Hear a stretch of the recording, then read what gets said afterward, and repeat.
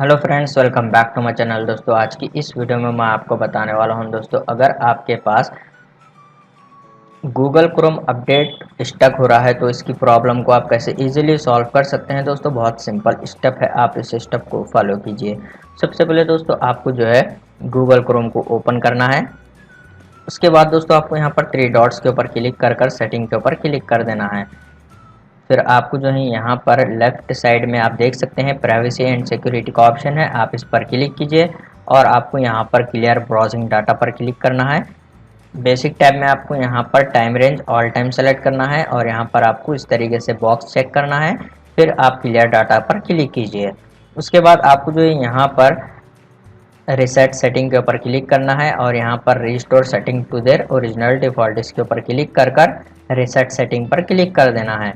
उसके बाद आपको जो है यहाँ पर सिस्टम के ऊपर क्लिक कर कर उसके बाद आपको यहाँ पर इस वाले ऑप्शन को डिसेबल कर देना है, continue running background apps when Google Chrome is close.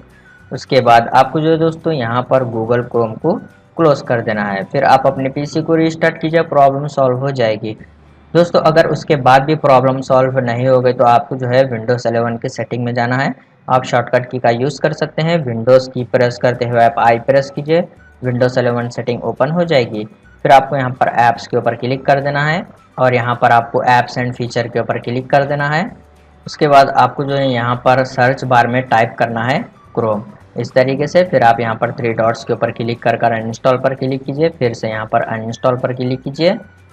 उसके बाद गूगल क्रोम आपके पास अनइंस्टॉल हो जाएगा।